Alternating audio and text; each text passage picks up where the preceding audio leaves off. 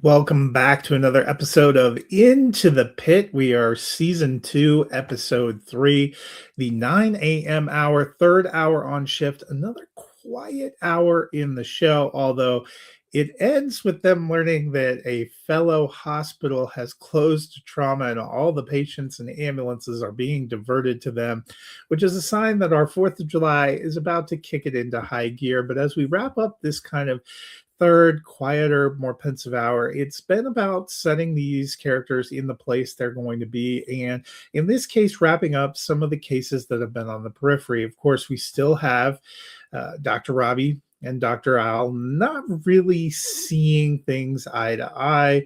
There was a little maybe less tension at times, more tension when she says, "Hey, let's each take a lap and separate."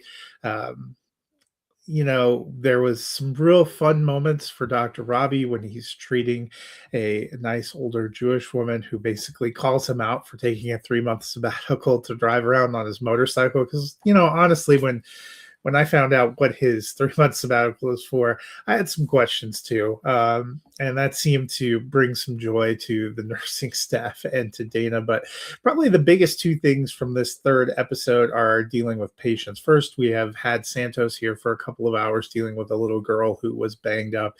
And we know that she tends to get locked in on something and to be pretty sure that that is accurate. And she has believed that the little girl is being abused, likely by her father. She had a lot of disparaging kind of comments about the father before he arrived.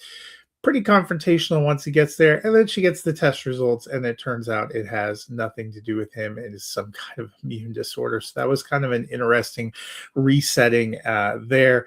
And then, our other one, we've had our patient that Dr. McKay has been working with that has some definite things going on, played by Derek Cecil. They did the brain scan. Turns out he has something in his brain.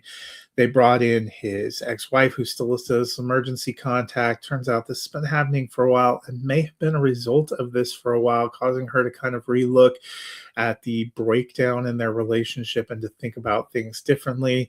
Obviously, that's going to carry forward a little bit, but felt like a little bit of closure, which we might need before we get into what seems like it's going to be a busier, maybe more chaotic period here coming up. I don't know about you, but I enjoy these quieter episodes, these moments to live and breathe with the characters, but I am excited to see what comes next. So that'll do it for this week's episode of The Pit. I will be back next week diving into The Pit, season 2, episode 4.